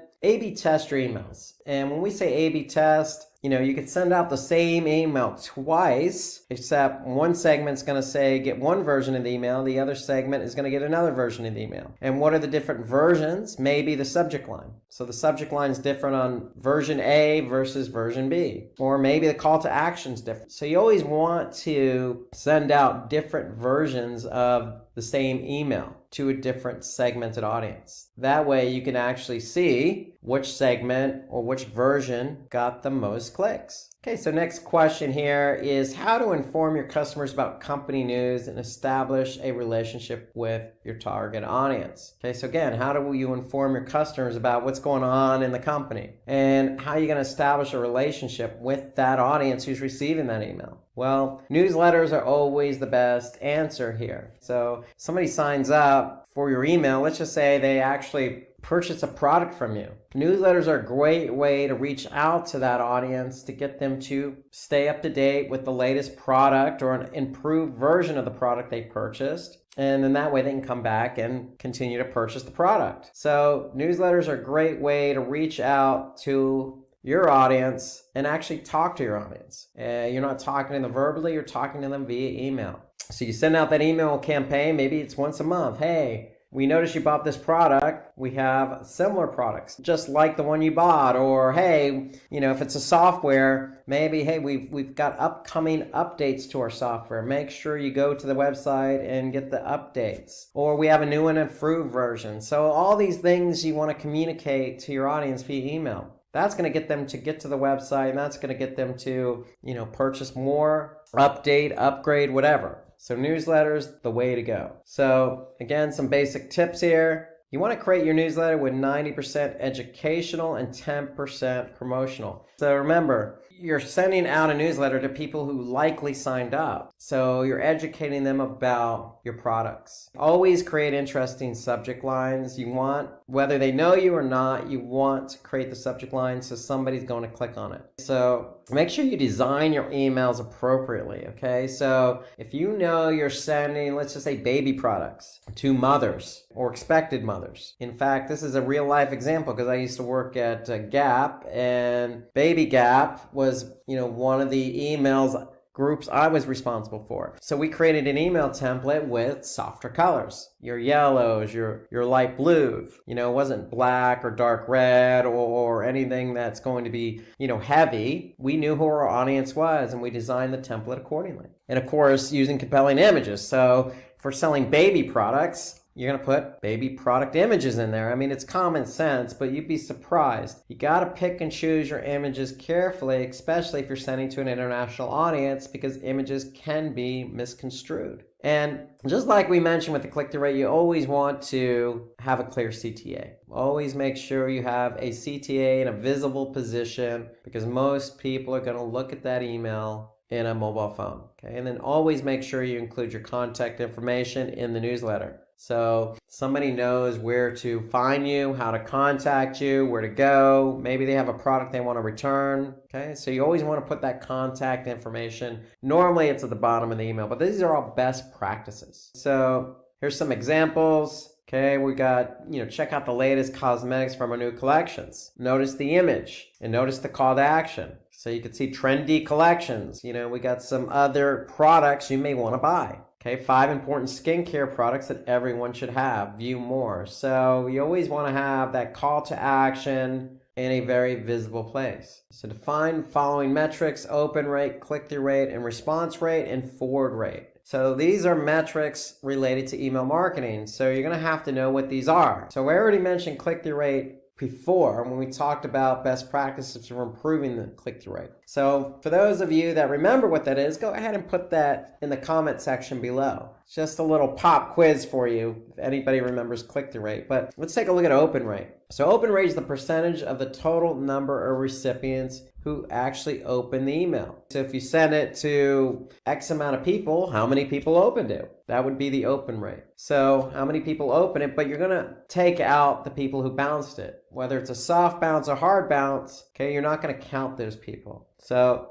if you had, let's just say 20 people open the email and you sent it to 100 people, and you had nobody bounce, then it would be a 20% open rate. Okay, click-through rate, again, pop quiz. It's just how many people actually clicked on any of the links in your email, and that's just divided by the number of emails you've sent out. Okay, response rate. Okay, so response rate is the percentage of the total recipients who clicked on the link of your email campaign and actually completed an action. So what is that action? Well, it could be downloading something, watching something, purchasing something. So that's the response rate, similar to conversion rate. If you're working in a digital marketing channel and you're driving traffic to the site, you want that traffic to do something. Well, it's no different in email marketing. We want people to take action. We're just going to divide that by the number of emails delivered, and that gives you your response rate. So let's just say you did send in 100 emails. You did get 20% open it, and of those 20, let's just say one person went on to purchase. Well, you'd have a 1% response rate. And then a forward rate, simply the forward rate refers to the rate at which your subscribers share your email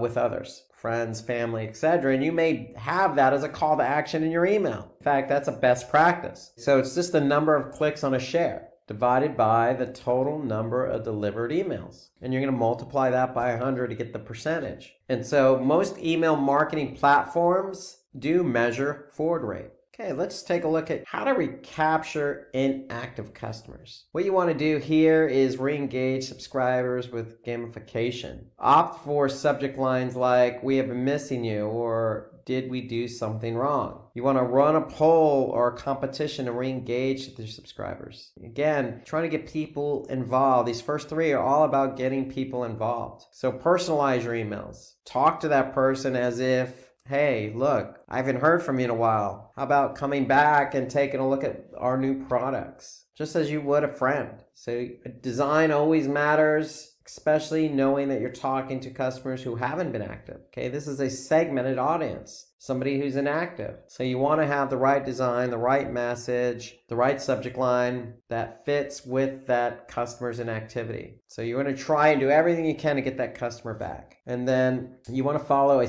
consistent schedule. Okay, so ideally, when you schedule an email, you want to schedule the best time. So you have to know your audience, obviously. And then you can always ask for feedback. Why are they inactive? Why haven't they purchased in a while? So the whole idea here, from gamification, like trying to, make a game out of it, so make it competitive, to adding polls, to really personalizing it, these are all things that you can do to get your customers back. So what are the different ways to segment buyer personas? So again, when we talk about segmentation, we're talking about taking a smaller piece of the entire pie. So what's one way to break up that pie, if you will? By geography. Okay, so with geography, you could target your audience based on that area. And it could not necessarily have to be by a part of the country. It could be all the way down to the province, the state, the actual city, the county. Okay, if you live in a small village, okay, all the way up to the continent.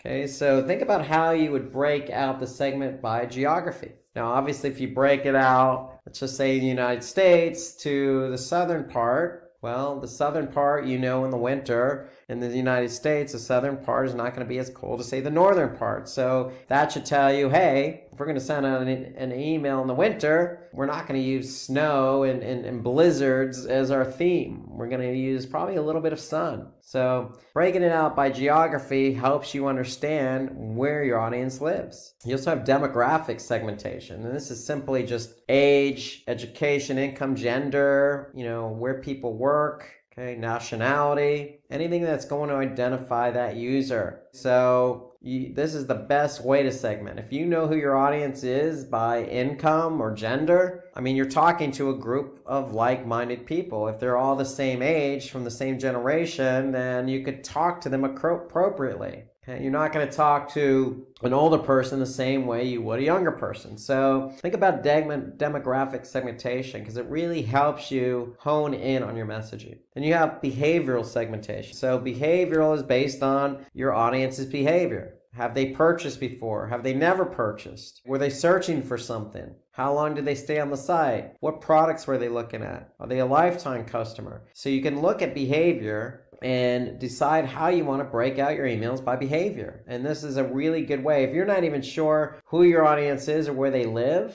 and how old they are, you could certainly break out your audience by behavior, because you know who these people are based on what they've done previously, because you're going to track that information with analytics. So, one way is obviously if somebody's purchased. That's a good way to segment, because these people believe in you, believe in your business, believe in your product. So the way you can message to somebody who's purchased before is going to be different than somebody you don't even know who they are, if they purchased or not. Okay, so behavioral segmentation to me is one of the easiest ways to segment your email list. How would you drive repeat customers through email marketing for the below scenario? Okay, so this is a pop quiz, if you will. Again, for those of you that got click-through rate correctly, kudos. Let's see if you can go 2 for 2 here. Okay, so if you know the answer to this, go ahead and comment below. But let's just say, give a few examples of subject lines to drive engagement for audiences based on the following. So if I had an audience between 20 and 30 years old that were female, and the product were sandals, okay, what would some of your subject lines be? So I'm going to give you a minute to think about that and put it in the comment section below. Now remember, this is an interview-based question, so you're going to have to think on the spot. I'm going to give you a minute, but if somebody presented that to you in an interview, you need to be able to, react fairly quickly and come up with some really attractive subject lines here. Okay, so here you go. Here's another one.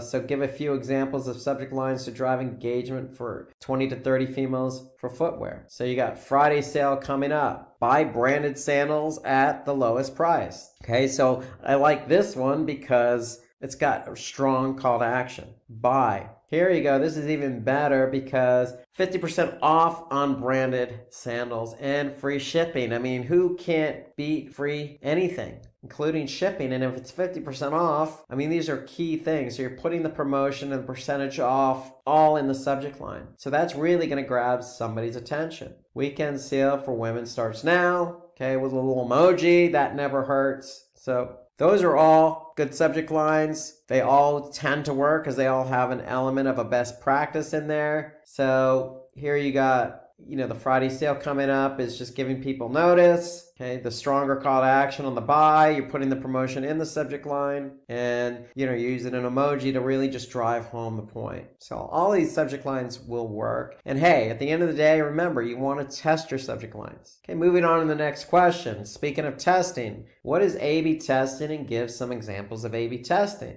Okay, so we talked a little bit about A/B testing with subject lines. So simply, A/B testing when it comes to email marketing is just a method to analyze which of the two email campaign strategies is most effective. Okay, now you're going to do it based on open rate, you can do it based on click rate, you can do it based on response rate. Okay, remember, you're putting one version of the email against another version, whether that be the subject line, whether it be the content, call to action, whatever. So that's ideally what you're trying to do. You're trying to figure out what works for your audience. That's the end goal for A/B testing and email marketing. What's going to work? And I would highly suggest you should always do A/B testing for subject lines. Always. So some of the variables that you can test, again, subject lines, okay, you always want to try, if you got a promotion, hey, will the percentage off work? Likely it will, but let's test it up against something else, like, a generic word like discounts. You can always test the design. You can always test the personalization, the preview text. You can try out images, call to actions, exclusive offers. What particular offer is going to work? Okay, so if you're testing offers, then obviously that's going to be response rate. If you're testing CTAs, then that's going to be click-through rate. If you're testing subject lines, that's going to be open rate. So you want to be able to test